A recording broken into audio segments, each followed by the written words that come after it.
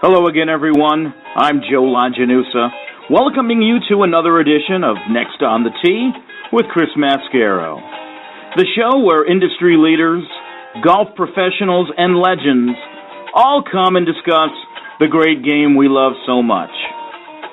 So without further ado, let's turn it over to our host to tell us who's next on the tee. Chris, take it away. Hey, thank you, Joe. Hello, everybody, and thank you for joining me again today on Next on the Tee. We know you have a lot of choices for radio shows and podcasts to listen to out there, and we really appreciate the fact that you've chosen Next on the Tee to be one of them. We are brought to you by the great folks over at the French Lick Resort. You can find them online at FrenchLick.com, and our new friends at the Leather Shop, makers of top-quality custom-made leather shoes. You can find them online at the-leather-shop.com. I'm your host, Chris Mascaro, and today I am so excited. I got three great guests that I have the privilege of sharing with you today. And first up, the honor of having one of my all-time favorite guests on this show and one of the greatest broadcasters of all time as well. Mr. Ben Wright is back with me. And as we all turn our eyes to Augusta National and the Masters, which is coming up here in just a couple of weeks, there isn't anyone better to talk about some of the great Masters tournaments than the man who called most of them from the tower at the 15th hole. Mr. Ben Wright will be with me here in just a few moments. Following him, I'll get a return visit from Dan Quinn. You know, Dan was an all-star in the NHL for many years, and after he retired from hockey, he became a dominant player out on the Celebrity Golf Tour. Plus, he's caddied for John Daly and Ernie Els for many years. He recently has been on the bag for Joost Luiten. So we'll hear more of Dan's great stories when he joins me next half hour. And then we'll wrap up the show with a visit from our great friend, 2003 PGA Champion Shaun Micheel. Get a lot of Shaun's memories of also being at Augusta National and his preparations now for getting back out on tour this season. So we'll catch up with Shaun about 45 minutes from now. So we're going to have a lot of fun today. It's going to be another insightful show, and I am so glad that you're here to take the journey with me this morning. But let's get started the right way by helping you get your morning started off right, and that's by checking out our friends over at Aroma Ridge, because they offer an array of the finest mountain-grown gourmet coffees that you'll find anywhere. You can find them online at aromaridge.com. Their secret? Hand-selected beans from a variety of coffee-producing countries from around the world, and those beans are roasted to perfection by their very own roast masters. And like I say, their coffees are roasted specifically for you because they're roasted to order.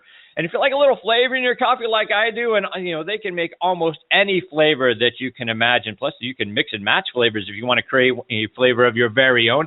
They've also added a line of biscotti cookies, which I just absolutely can't wait to try. And not only are their coffees great, but they're fantastic people as well. Check them out and all of their great products online at aromaridge.com. Next on the Tee is also brought to you by our friends over at the French Lick Resort up in French Lick, Indiana. Folks, you hear me talking about it all the time, but boy, you want to talk about a spectacular resort to both play golf and to just simply relax and enjoy yourself. Well, you won't find a better place anywhere on the planet than the French Lick Resort. Go to FrenchLick.com to see for yourself. In the meantime, let's hear a word about our friends up there. Now's the time to plan that golf getaway you've been dreaming about at French Lick Resort. We have new Golf Academy packages for 2016, guaranteed to take your game to the next level. Try our one-day Quick Fix Academy for golf emergencies. For more in-depth learning, try the Game Changer, designed to make you a better player. Our staff professionals are ready to work with you at French Lick Resort. Did you know there's only one place in the country that you can play courses designed by two members of the World Golf Hall of Fame on the same property?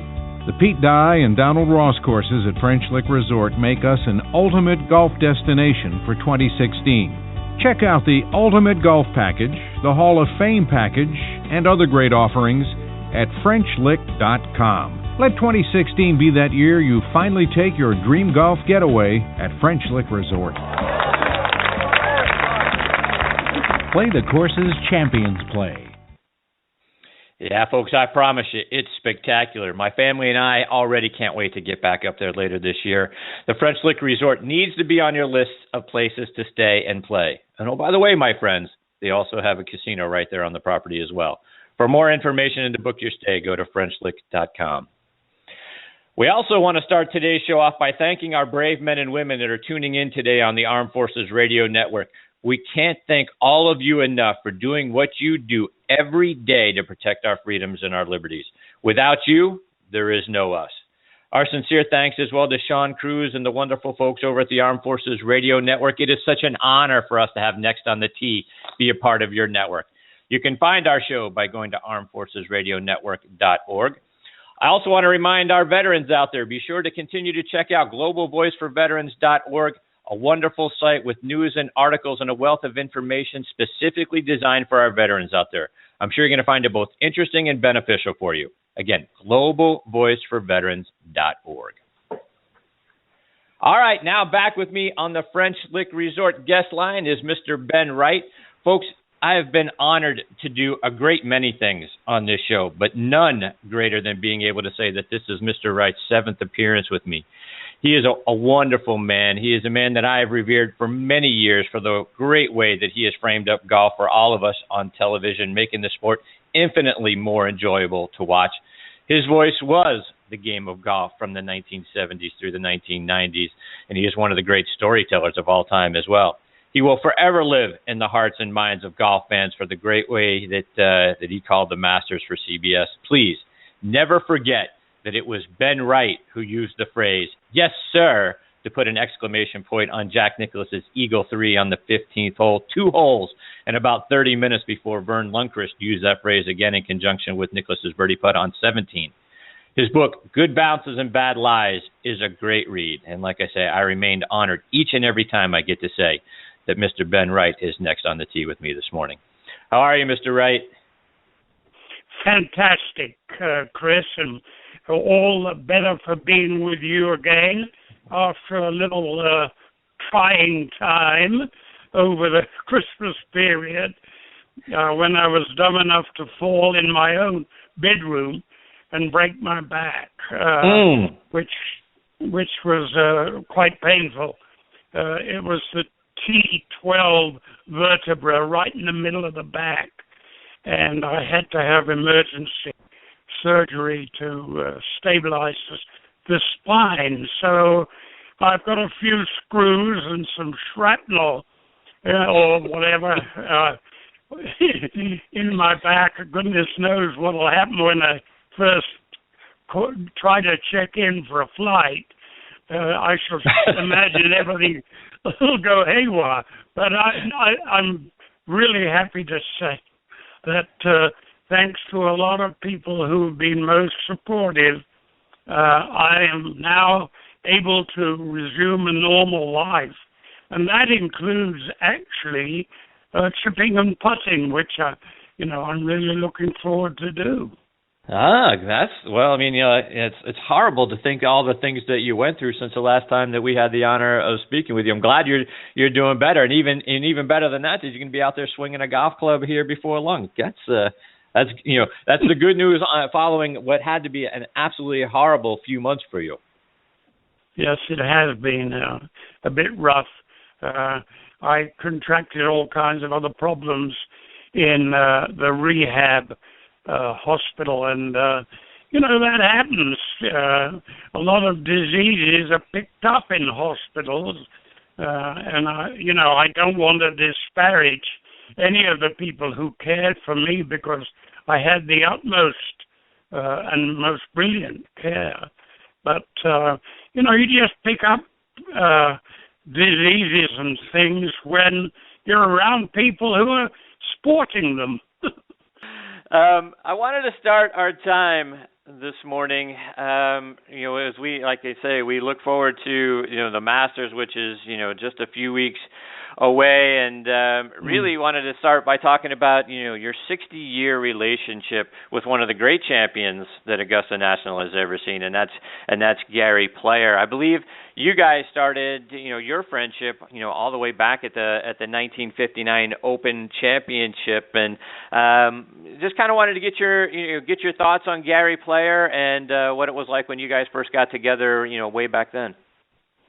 Well, I first met him when he first arrived in 1955.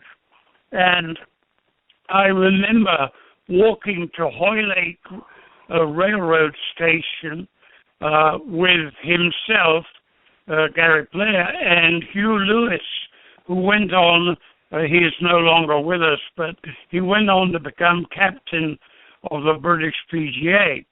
And I remember Gary had just missed his 13th straight cut. And he turned those big brown eyes up to Hugh Lewis, who stood about 6'6". And, of course, Gary's 5'7" or 8. And he said, Hughie, lad, I've got to improve quickly, or my sponsor, Mr. George Bloomberg, is going to call me home. And Lewis, who never minced words as a North Country man, turned to him and said, Gary, lad, get yourself a one-way ticket on a banana boat, go home to South Africa, forget about golf and get yourself an honest job. And I shall never forget, because Gary shed some tears and he was totally crestfallen. But within a year, he had won his first tournament, the Dunlop tournament in Wentworth, England. And I can honestly say, Chris, that nobody in the history of the game, nobody worked harder than that little fella to make himself a golfer, because he plainly couldn't play in 1955. He hit a succession of duck hooks, which, as a matter of fact, Ben Hogan had done when he first came out. So anyhow, I was extremely happy for Gary when he won. And then when he won the British Open at Muirfield in 1959, those days leaders were not out last. It was a random draw, and there were 36 holes played on the final day, which was a Friday, because we didn't have any touring pros in Britain. So the club road all had to be back at their stores on Saturday, because it was mostly weekend golf that was played at that time since the Second World War. So Gary was out reasonably early for his final round, and he played a magnificent round, but took a double bogey at the last for a 68, and was absolutely mortified. You've probably seen the black and white picture in my book of Gary he was signing his card at the scorer's hut, and his wife Vivian was trying to console him. He was in floods of tears because he thought he'd blown it at the final hole. And eventually they had to call him back from the nearby Marine Hotel in North Berwick to give him the trophy, because nobody had managed to overcome him. So it was an incredible start to our relationships, and we've been good friends ever since. And I've traveled the world literally with Gary, and there isn't a finer specimen that I've ever known. The man is just incredible.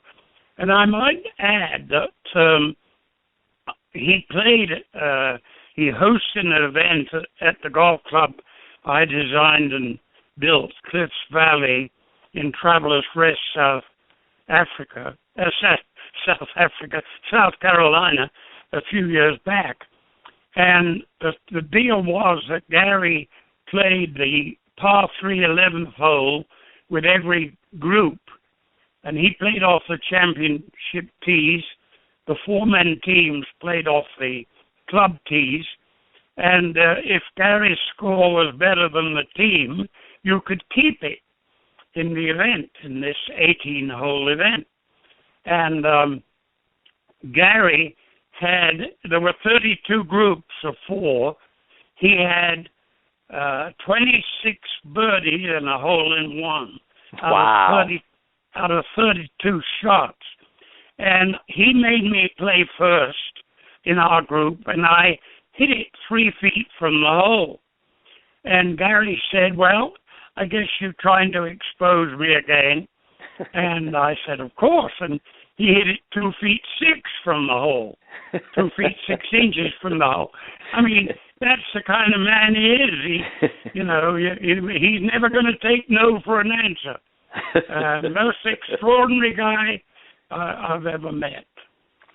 And as like I say, as we turn our eyes to Augusta National, when Gary Player won the third of his 3 Masters in 1978, becoming at that time the oldest champion at age 42, shooting 64 in the final round. Does that hold any greater significance for you because of your relationship with Mr. Player and getting to call that event?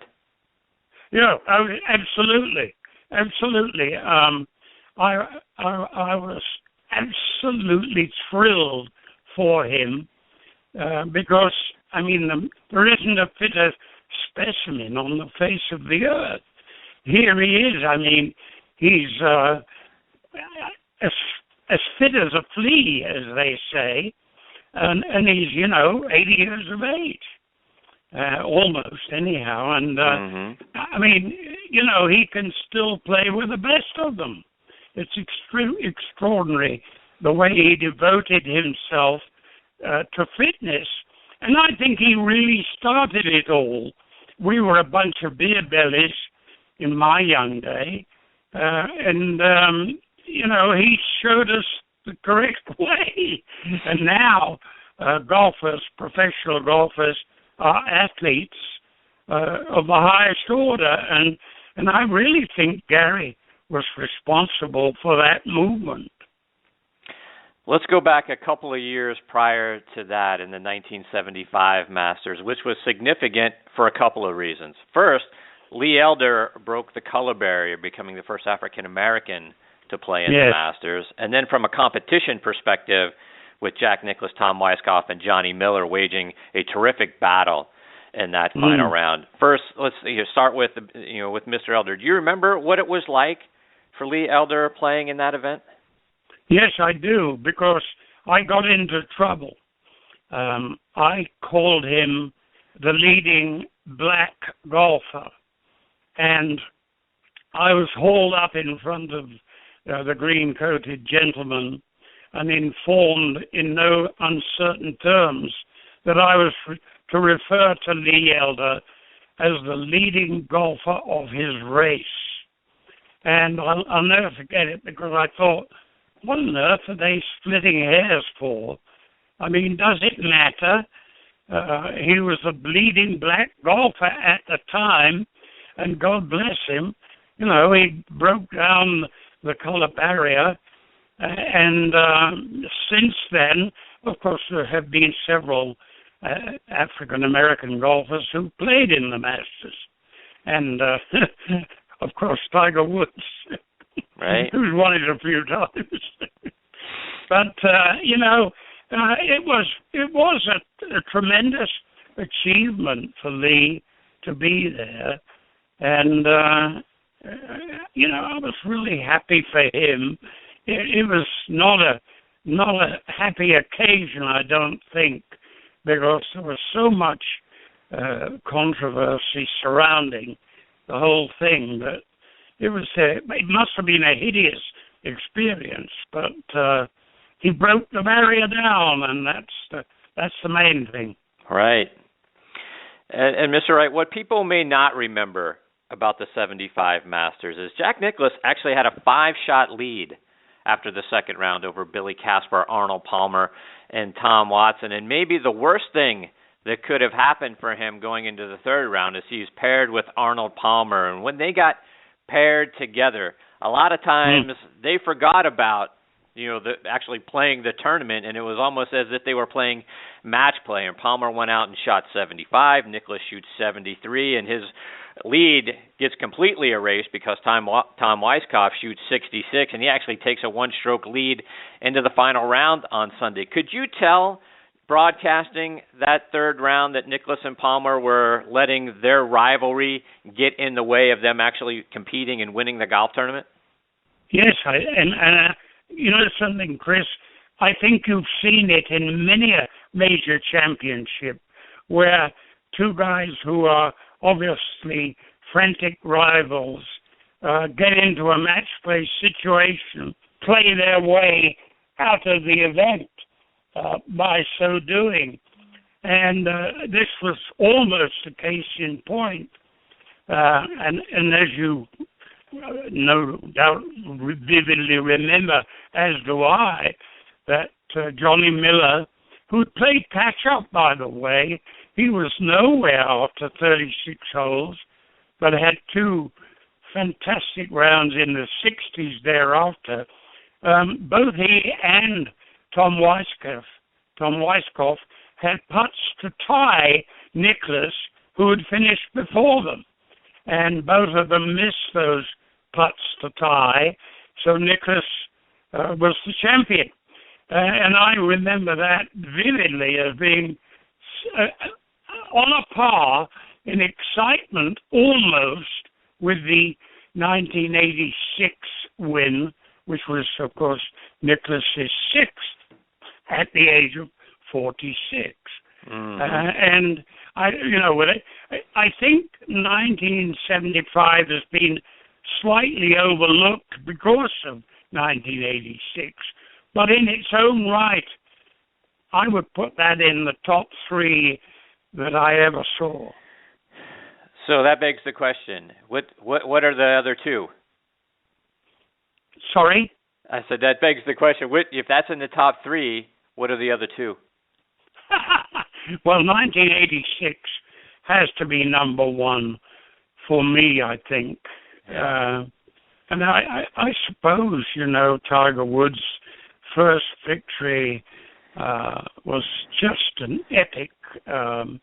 It's a shame that he's almost a forgotten man now, albeit maybe some would say as a victim of his own impetuosity and maybe coming back too soon. I've been saying that often enough before the worst thing happened. I remember Graham Dillette with the same surgery, trying to come back after 6 months and giving up and trying again after 12 months, which was more realistic. And really, Tiger came back too soon. There's no doubt about that. But, you hardly hear his name mentioned anymore, which is very sad. Right.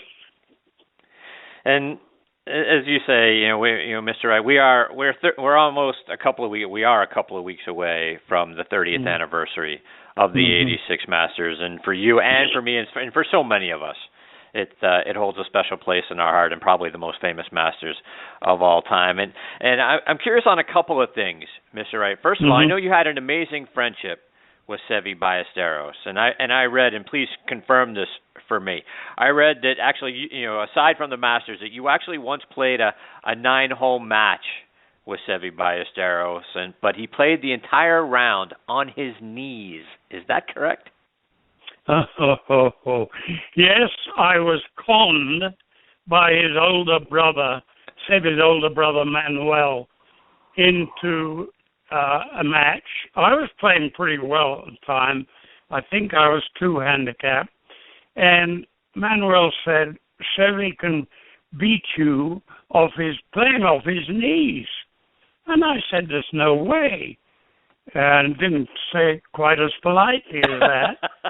And we got involved in a rather extravagant bet.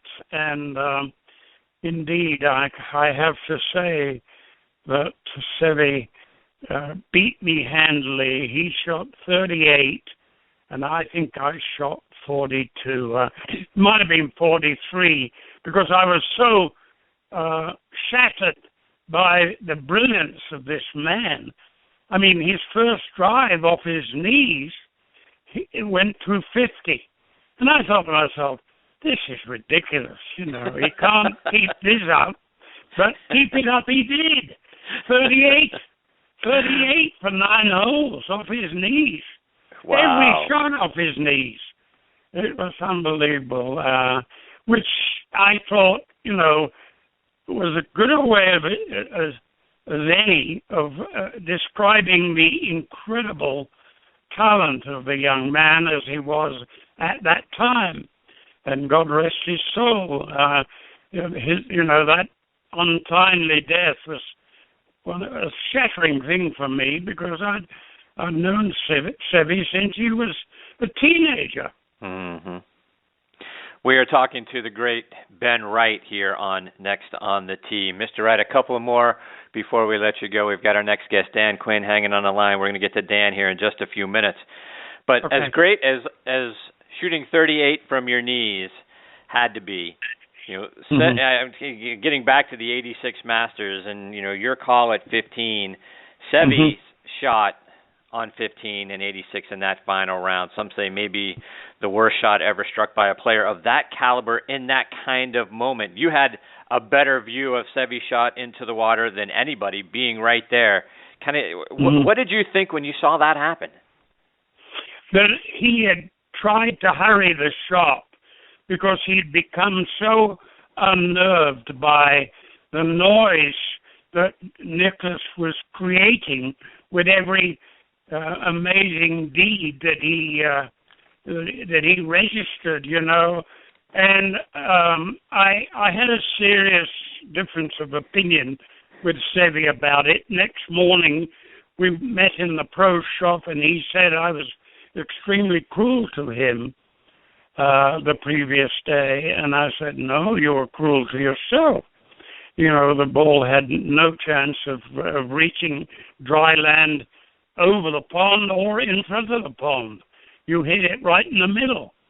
And he didn't speak to me from then until February the following year.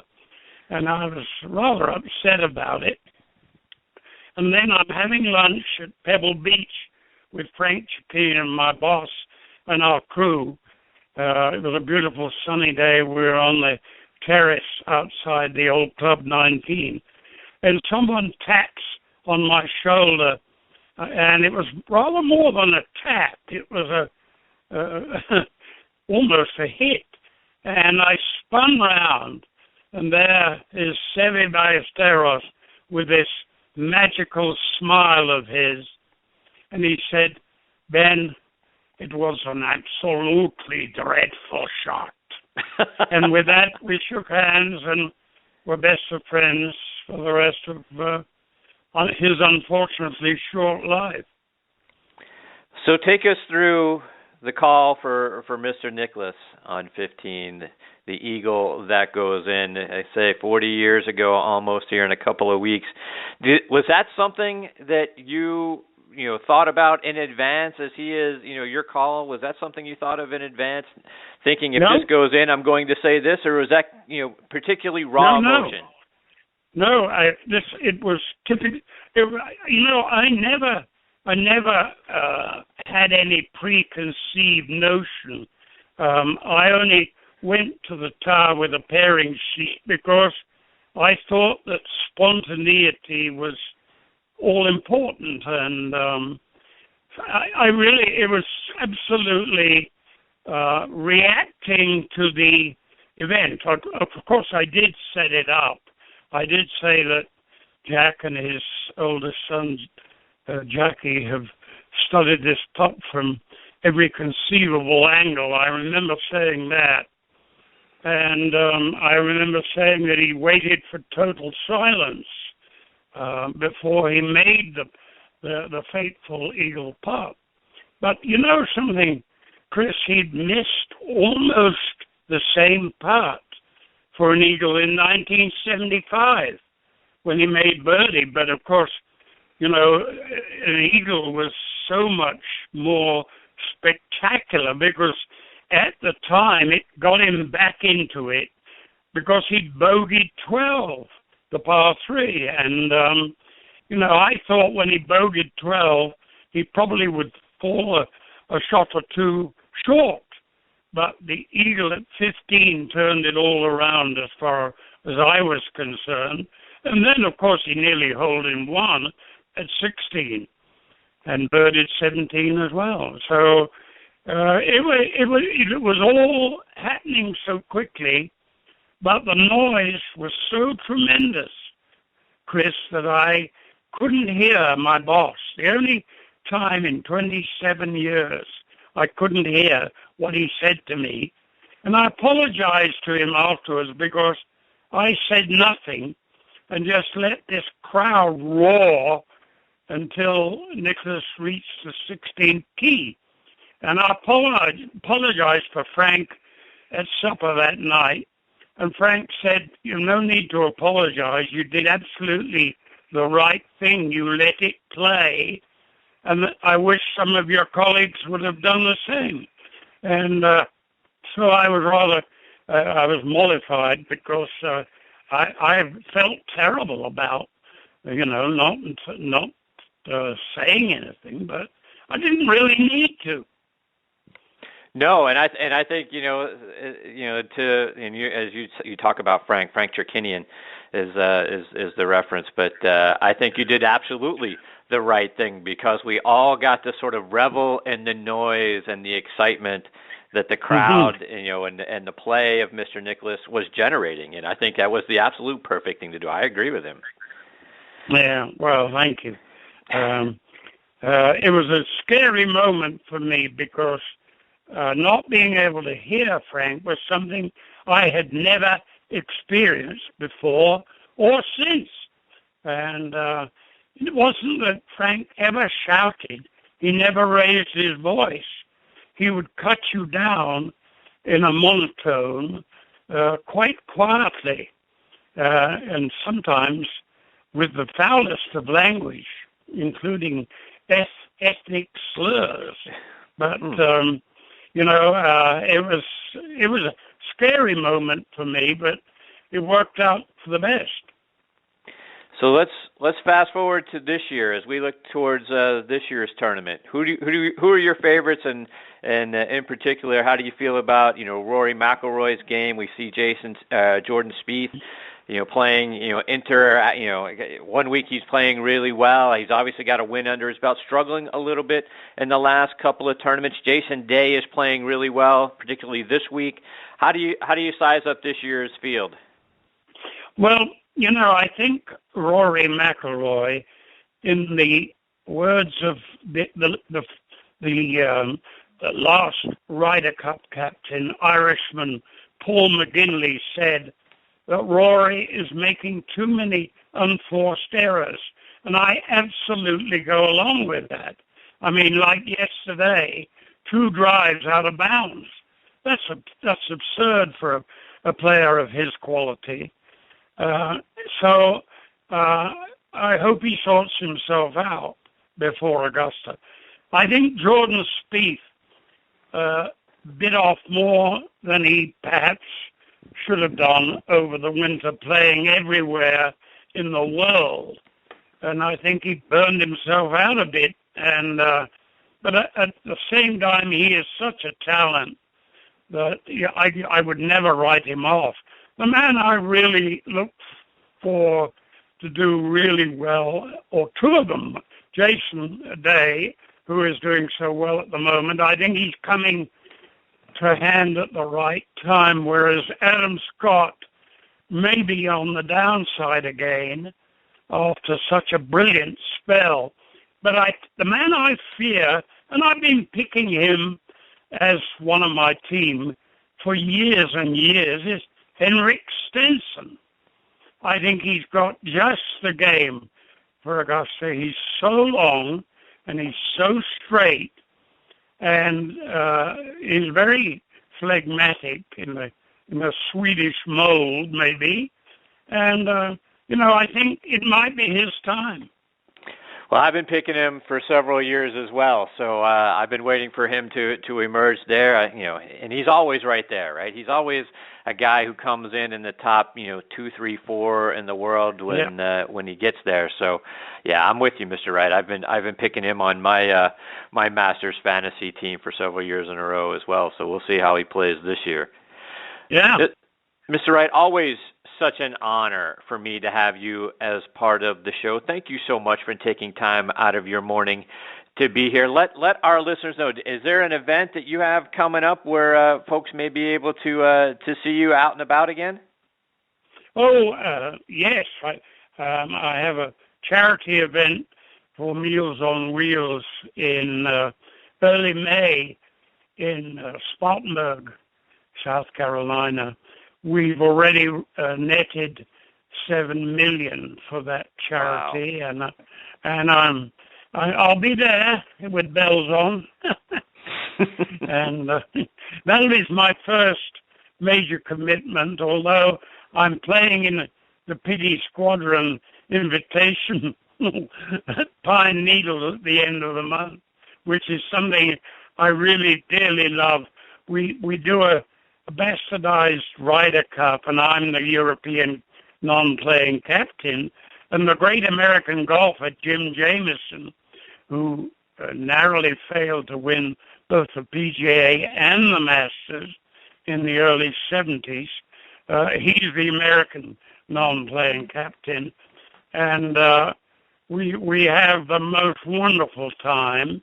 And, of course, it's pretty ribald.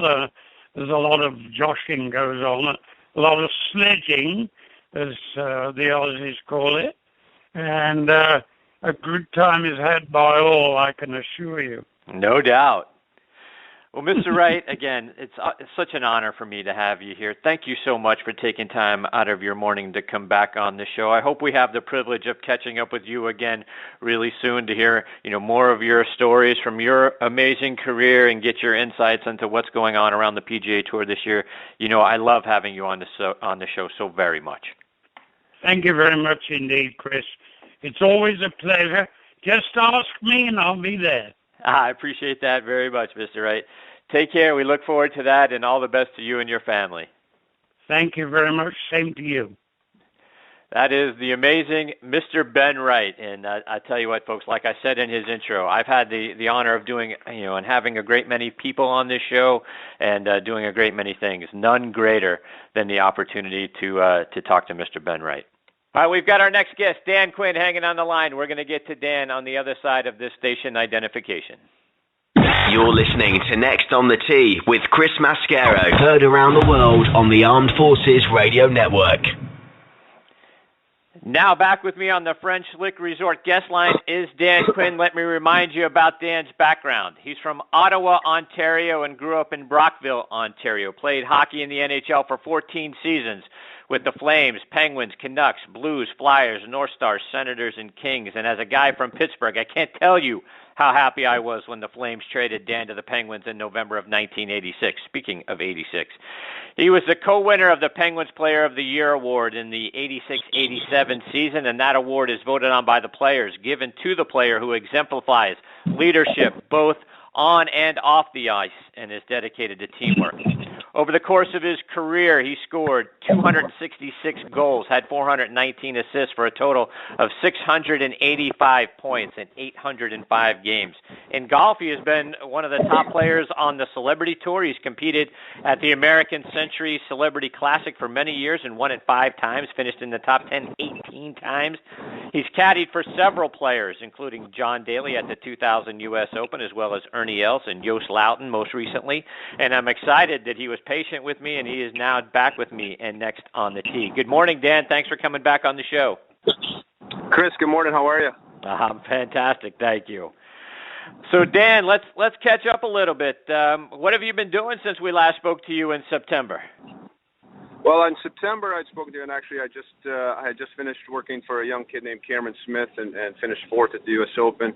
I went to the Champions Tour School, which I think I mentioned to you after I played a couple mini tour events, and just to try to do that, as I'm a 50-year-old has-been now, and I've worked a couple of weeks for Jesper Parnevik on the senior tour to sort of see what it was like, or we came third in Naples a couple of weeks back, and I'm presently in the car on my way over Thanksgiving. To give you a little background, I reconnected with Wayne Gretzky, and he was down here in South Florida for about three and a half weeks. It ended up being, and played a little bit of golf, and like I say, reconnected from years past, and he's invited me to this fantasy camp. So I'm on my way to Las Vegas right now, and in the car, my daughter's driving me, and I'm so excited. I just put all my Penguin hockey equipment in my bag. I haven't been on the ice and done this forever, so it's I'm nervous but excited. I think I'll probably see a couple ex-Pens, maybe Paul Coffey as well, maybe Kevin Stevens and guys like that. McSorley, I think, might be out there. Maybe Luke Robitaille kind of guys. But anyways, that's what I'm doing right now, and we're playing Shadow Creek tomorrow. And but after listening to Mr. Wright, I'm ready for the Masters. There you go. And speaking, of the Masters, Dan, we all have got our eyes, on Augusta National right about now. Looking forward to this year's tournament. I'm curious to get your memories of Augusta National. I know you caddied for Ernie Els there. What was it like being a caddy at Augusta National? Well, I've always said that's, I can go back to some of the stories Mr. Wright was telling. 1986, I was playing for the Calgary Flames, and we just beat out Winnipeg, just to give you a backdrop of how important Augusta was to me. The next day, I was lying on my couch with Al McGinnis. We had a day off, and Al McGinnis became one of the best defensemen of all time, Hall of Famer, and always wondered why I played golf, why I love golf. Well, he was doing cartwheels and up and down out of his chair and bought a set of clubs the next day. And that's how, I've always said Augusta is one of the true events that transcend sports, that even that every athlete enjoys. All the other majors are special in their own right, but there's just nothing like Augusta. And so I got the opportunity in 2010 to caddy for Ernie, and it was actually quite a pressure-packed situation. We had our own success, but I was in a caddy bag share type arrangement, and he'd won 2 events the previous 3 weeks. He'd won Doral and Bay Hill back-to-back, and then went to Houston. But he kept with the plan and took me there, and it was a thrill. We finished 18th and made 3 double bogeys. An untimely one in the first round, and another one on Friday and Saturday. Shot a nice 67 on Sunday, and like I said, came 18th. So it was just a thrill. I enjoyed every minute of it. I took it very serious. I wanted to do it, the best job I could. But it's just a special place, and saw a lot of guys, a lot of I saw Steve Yzerman on the 10th hole on Sunday. I remember seeing John Gruden, and the point I'm making is so many. While I was carrying the bag, you got a chance to look around, and it was quite quite an event. And there's no other way to describe it. That's just what it is. Did you get an opportunity to drive up Magnolia Lane? Oh yeah, you go in. The caddies are treated first class there. Contrary to a lot of the other stuff, but you go in there. They got it. And in fact, a lot of guys, the players end up hanging out where the caddies hang. They got there's a really nice state of the art where you pick up those full length white overalls, but you pick those up every day. But they're clean and laundered, and there's food and beverages and so on and so forth. But to get there, you drive right down. Well, I would come down Magnolia with Ernie because I was riding with him. So to go to the players' lot. So I guess the caddy lot's not there, but yeah, the place where we would go, right down Magnolia every day. Wow. And as you mentioned, the white caddy suits. What's it like having to wear that caddy suit out there for 4 rounds? It's not so bad. It's you kind of thing. I don't like wearing baseball caps. I got kind of an awkward head, and the hat they gave me was you had to wear their master's hat. So that was the most uncomfortable thing. And then most of us, I just saw what all the guys are doing. I just wear a T-shirt and a light workout pair of shorts underneath it. So you can kind of get away, and unless it's really hot, you're fine. So I didn't mind it at all. Dan, the thing that struck me the first time that I went to Augusta National was really the incredible changes in elevation on the course, which I don't think TV does justice to. Did it surprise you the first time that you were there and walked the course? Well, I'd gone there when I first retired with Mary Lemieux, and I had gone on a couple times back in the day when we were golfing buddies in the Berg, and we'd gone on a couple times to Wednesday practice rounds in the par 3 tournament. And to your point, no question, the actual colors shocked me. The green and the flowers, which now high def TV shows, but this was 97 or 8 or when I first went, and and then to the elevation, stand in the middle of 18 fairway and look up. I don't think TV captures that. Even from the tee up to the fairway and then the fairway up to the green.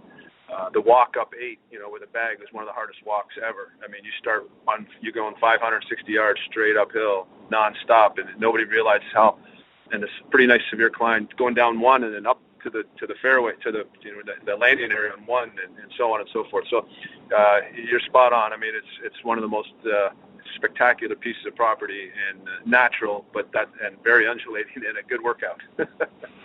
Did you ever get an opportunity to play the course? I have not played it, no. Oh, all right.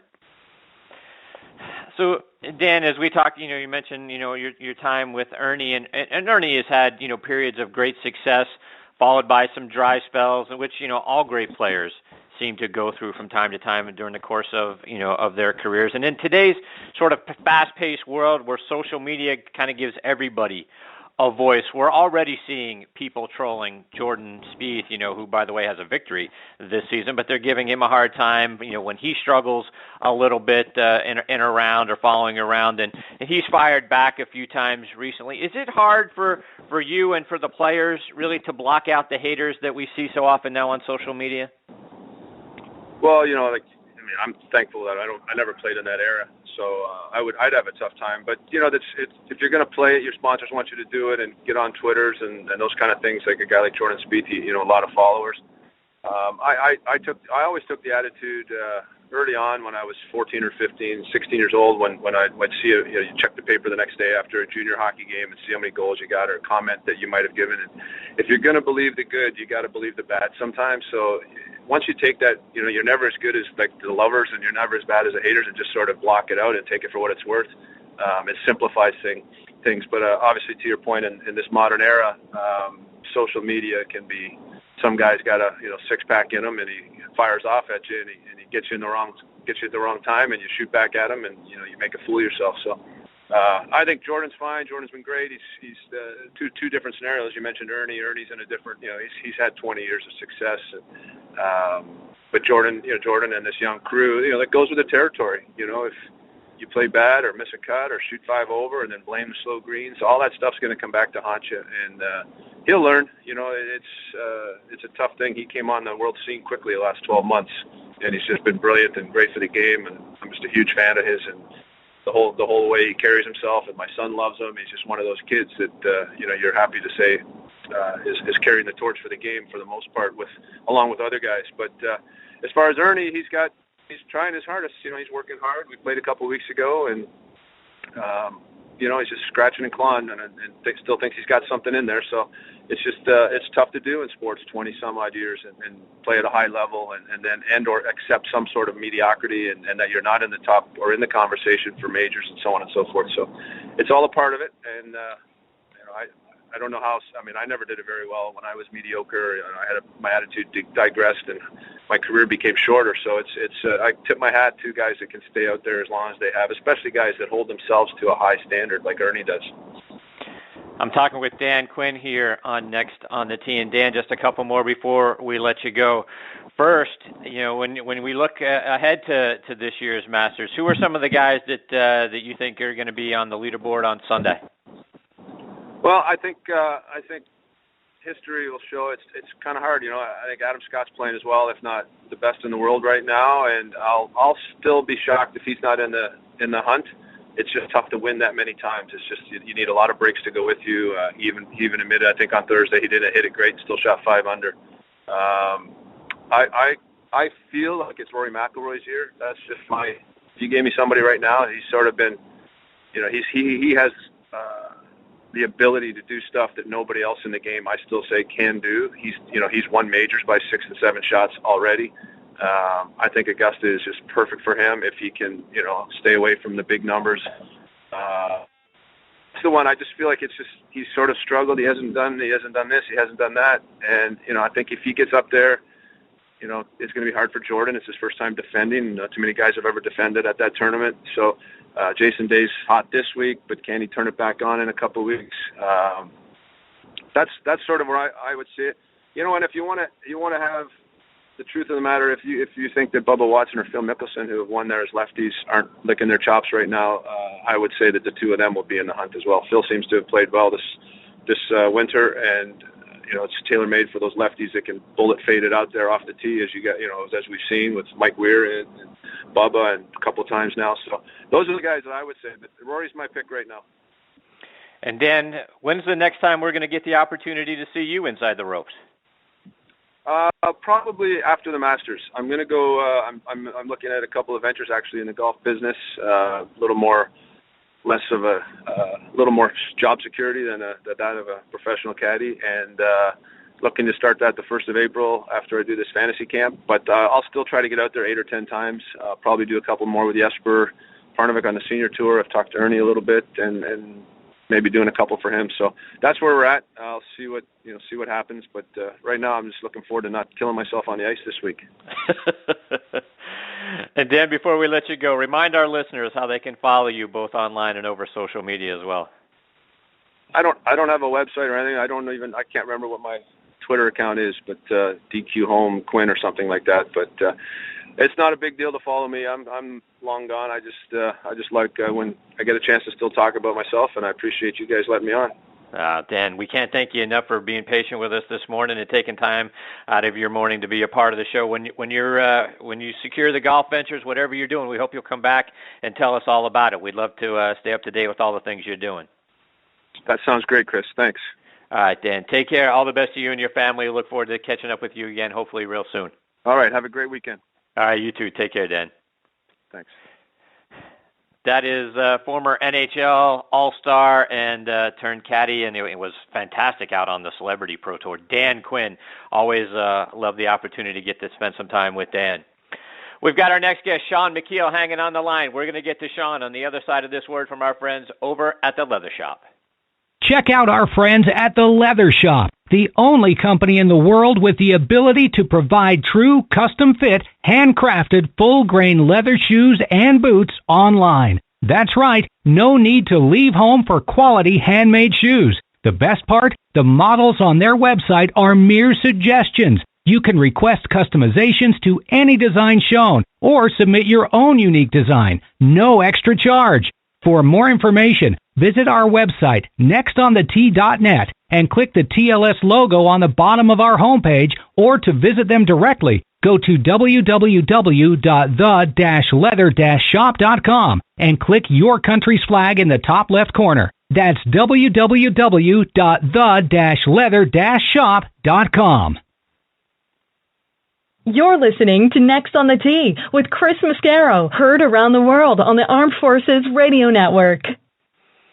And now back with me on the French Lick Resort guest line is our friend and 2003 PGA champion, Shaun Micheel. Hey, Shaun, how have you been, my friend? Hi, Chris. Good morning. How are you? All right, thank you. So, Shaun, I know you've been down in Florida kind of working on your game. Give us an update. How you feeling? How are things progressing?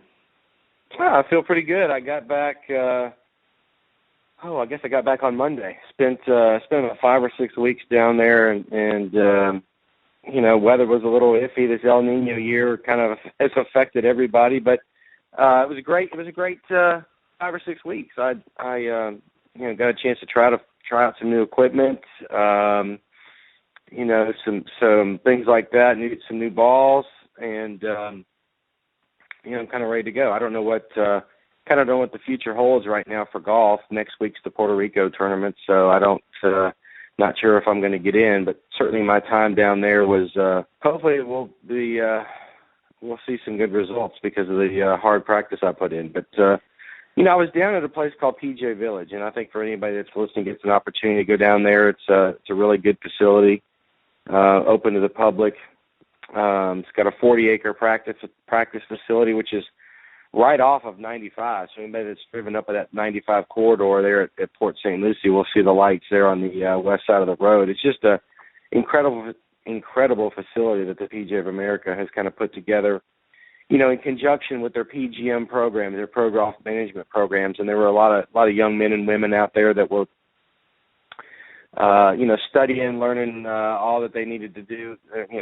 I don't know exactly what they're doing. I mean, they're hitting balls and I don't know if they're just learning how to give lessons or whatever, but it was part of their PGM program. But it's exciting to see all the young, new, vibrant young people that's trying to get involved in teaching this great game. And Shaun, as you mentioned, trying out some new things. Anything new in your bag or that you're testing that you've been impressed with? Well, I tell you, I got some new shafts in my irons. I got some Nippon shafts, and these Tour Modus 125s. So I was trying those out both in X and stiff, and I had some Wilson irons I was trying, and some Ben Hogan irons. That company's kind of been, I'll say, reinvented, if you will. Yeah. So just trying a few things, still with a lot of my Callaway product and everything, but I don't know. I mean, I was confused, really, when I left there. I was like, oh, everything feels so good. What am I going to put in the bag? Normally, when you're exempt on tour, you make a choice and you stick with it, but not being affiliated really with any one particular company makes it difficult. You get caught up in this whirlwind of trying new things. People want you to try new putters and new wedges and everything. And, what I've always said about representing one particular company is you don't have that luxury, and it's of going out and trying different things and confusing you, because there really is a lot of good product out there. But I don't know. I was unpacking my clubs the other day. I was looking at them. I was like, what am I going to do? So, I don't know. It's a good problem to have, I suppose. Indeed. You mentioned you're getting some new balls. What are you trying out? Well, I was just trying. I got some. I've been using this, this Nicklaus ball, and really, really love it. And then, kind of last week or so, I got some of the Callaway Chrome Soft to mess around with, and I didn't get to spend as much time with that as I'd like. But both products are very good, and you've seen a lot of television, the promotion of the new Callaway ball. And what's interesting is, even throughout all the ball changes that have occurred really since the Pro V1 came into existence in 2001, I've always kind of migrated towards the softest ball, whichever company that might be. And I've really only used two balls. I've used the Nicklaus ball for the majority of my career, and I've used Callaway on about 2 or 3 different years. And I've always, like I said, always kind of gone to the softest ball. And even though maybe performance numbers may have been better on paper with a harder ball, I just never could get myself to kind of give up the feel and the sound of, a certain ball, whether it's an iron shot or even off the driver. But even more importantly, just the feel that you get around the greens. And so isn't it funny now that we've gone from these super hard balls with really a lot of high performance covers and cores and stuff like that, so now we're going back to a ball that sounds like I'll call it the old Nicklaus 384 Tour Bellata. I guess maybe they figured out a way to get the softness and yet still get the performance with less spin and higher launch and those types of things. So I think it's kind of funny how we've kind of come around to everybody wanting to play a soft ball. Right. And as you mentioned the Callaway Chrome Soft, I'm a big fan of that golf ball. Boy, I feel like it's so nice off the driver. I think if it keeps the ball straight, at least it does for my game. And then around the greens, I think it's fantastic. So I'm interested to hear when you get some opportunity to play that, what your thoughts are on it. Yeah. Well, we'll just kind of have to wait and see, I guess, what tournaments I get in. And I don't know if like I said, I'm not under contract with really anybody, but the Nicklaus people have been so great to me really the last couple of years, so I probably will start out with that ball and just kind of see how this year's really kind of a transition year for me anyway, to get maybe onto the web.com tour next year with my being 48 years of age. There's, as I've told you, there's a category that's for 48, 49-year-olds. There's 3 spots every week. So I look to be a part of that next year. So next year will be a little bit different. Next year I'll have to kind of settle on something probably at the end of 16 and then just kind of move forward as I get towards the Champions Tour. And Shaun, it seems like the big manufacturing companies come out with new drivers, new clubs, about every 6 months. Do players at your level, do you guys actually feel and see a difference with each new piece of technology? I mean, I think so. I mean, I don't know how much more the technology can really change. They've really gone to these adjustable drivers seem to be a huge advance, not only in the ability for players to make adjustments quickly, but also for manufacturers that aren't having to spend a lot of time. When you go to a tournament, and in the old days, and look, I'm going back 10 years. Where you wanted a new driver or whatever, they had to glue it in, they had to, prime the shaft, they had to get everything really built. Now, as long as you've got a shaft, you just unscrew the thing and get the head weight right. You can be ready to go in less than a couple minutes. But yeah, I mean, the technology is different from, the shape. They're moving the center of gravity around. Some of the drivers, you look at the M1 now, it's got several ways to adjust it, where the M2, I don't believe, has any adjustability on the bottom. I think you can adjust the lie and the loft, and I think that's pretty much about it. And that's usually what I've gone to. I've never really enjoyed having to spend all this time trying to move weights around to try to get a ball to draw or fade or high or low. I like a club just to sit on the ground, just square. And I do like a little bit more loft on my club. And I think that's the one thing you've seen over the years. Guys were using these Bridgestone J drivers in the mid-'90s that had about 7.5, 8 degrees of loft. You could get away with that because the balls were softer and had more spin. And now as the balls have kind of gone to less spin, you need that launch. TaylorMade had that program, Loft Up, And I've always kind of gone through a 9.5. Matter of fact, all the drivers that I look at that I played with back when I first started playing, they're all 9.5. I have a couple that are 8.5s, but they look brand new, so I don't think I hit them. So I look back at that, and I'm like, I've always liked to see the face, but I don't like to see the face and have it look hooked. And that's where you're able to get some benefit from the new technologies. You can see the face, yet you can set the club open, and because when you open the face, or when you take loft off, you open the face. When you add loft, you close the face. But there are ways now with this, where they've got these sleeves set up, that you can actually add loft and keep the face square. And that's a huge, huge part of technology just optically. I mean, people like to see what they want. Everybody's individual in that way. But just speaking of me, I like to see the club face, and yet I don't like to see it pointing to the left. And this new technology is incredible for that. And talking about loft, what about all the different wedge grinds that we see out there now? How do you choose between, or how do you figure out which one is best, for you? Well, okay, so when I was with Cleveland Golf, I was with them for quite a while, from about 2000 to about at the end of 2006. I was with Cleveland Golf, and I used their, it's really the wedge that everything is based on. It was the old Cleveland 588. And I like the wider sole, and I've never really liked a whole lot of bounce. And I think that's really changed over the years, and maybe that is due in part to maybe the conditions of the golf course. The equipment side of it, things have really been able to get, really cut the grass to a really low and keep it really firm. And when it gets that way, I kind of go to a really not a lot of bounce. I've got a 59-degree wedge that I use, and it's got about maybe 6 or 7 degrees of bounce on it, which isn't a whole lot. Most L wedges are up in there, the 10, 11, 12 range. But yeah, there's different shapes.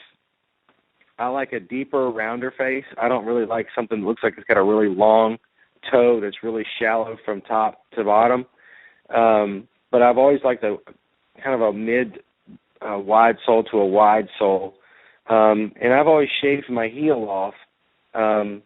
But I don't need to do that now because they're ground that way. But really for me, it's just about the shape and the bounce. And, most of the wedges I'm using a Callaway Mac Daddy wedge. I've got a 52.5 and a 50, or it might be 53, and, a 59-degree wedge. And, I've just found the shape that I like. And the wedges today, whether you look at Titleist or whether you look at Cleveland or Callaway, and there are other companies certainly that make wedges. Wilson makes a great wedge with a really deep face that I like.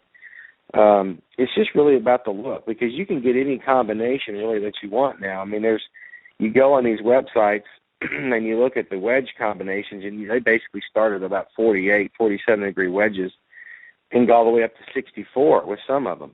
Callaway's got a 64 that Phil uses. And you can find different grinds, and you can almost really customize your wedge, which is important. You know, people like different things, and it's great for the pro, but it's also even better for the average player.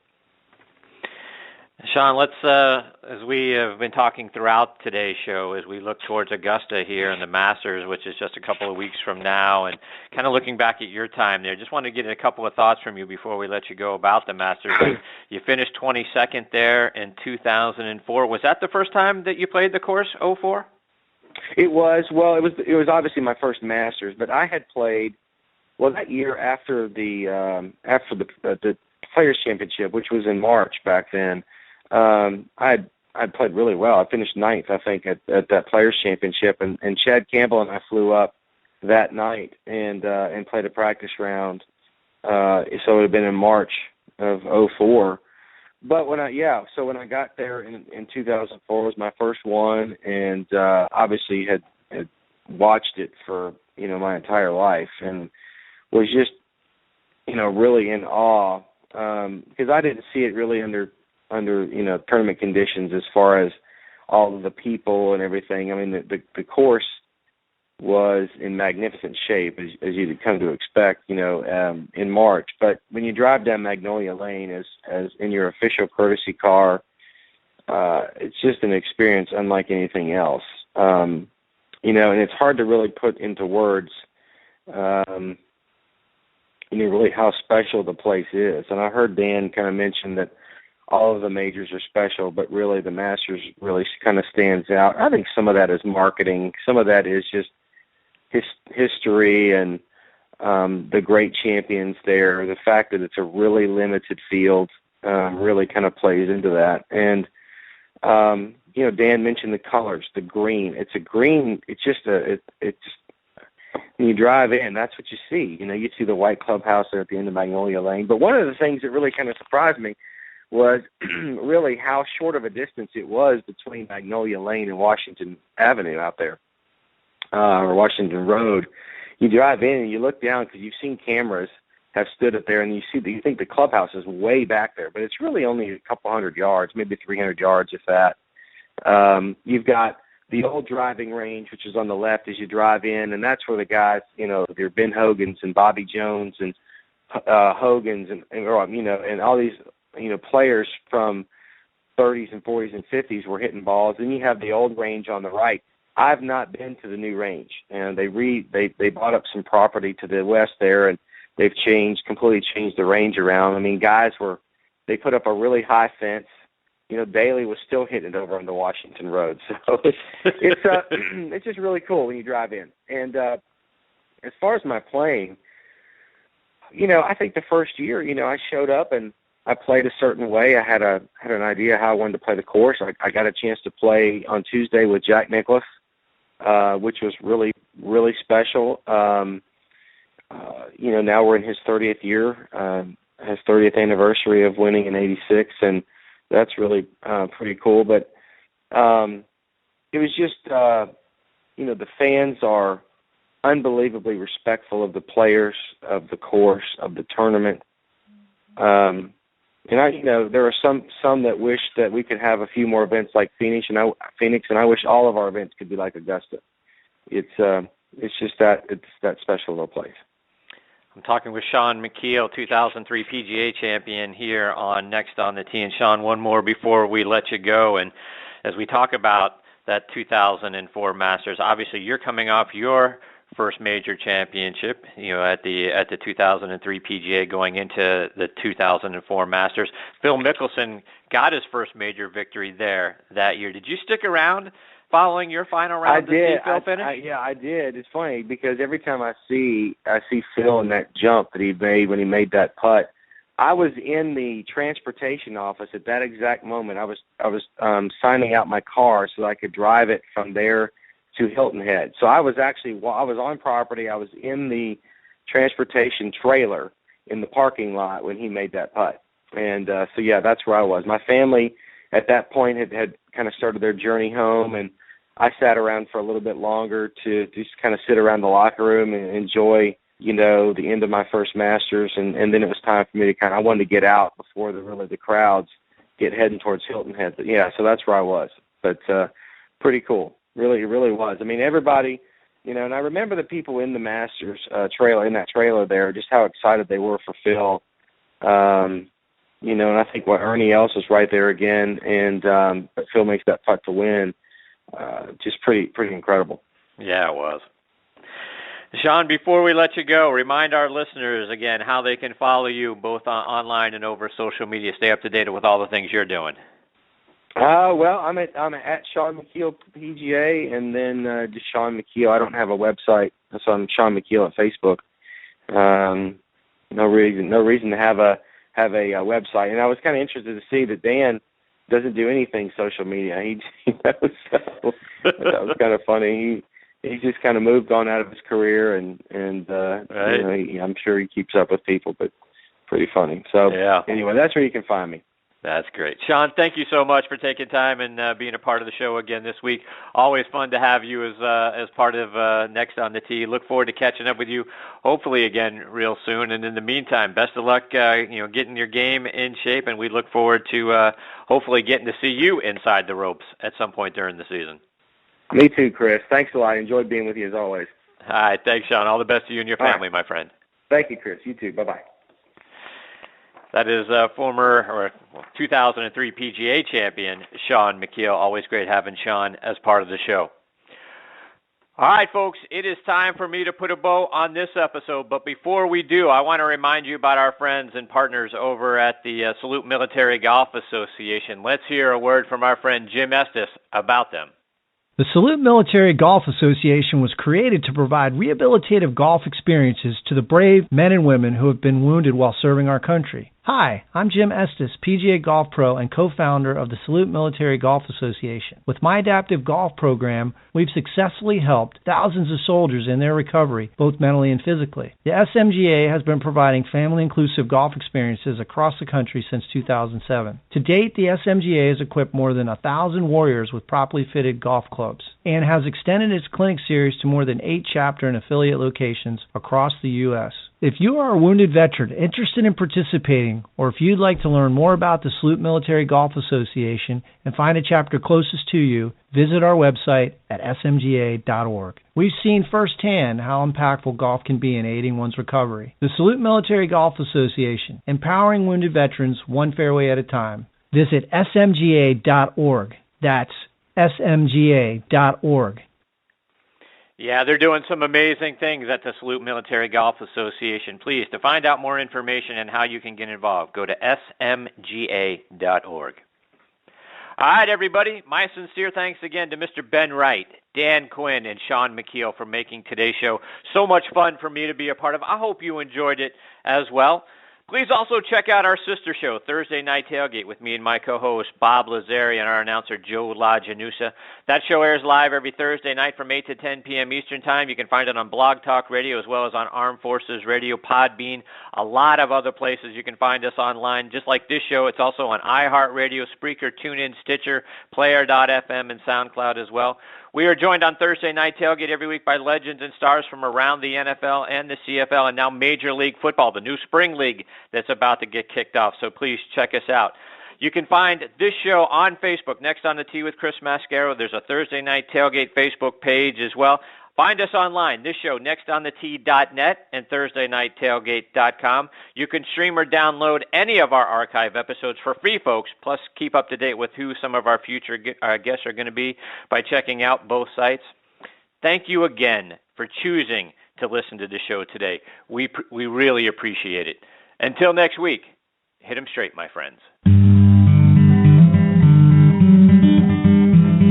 You've been listening to Next on the Tee with Chris Mascaro.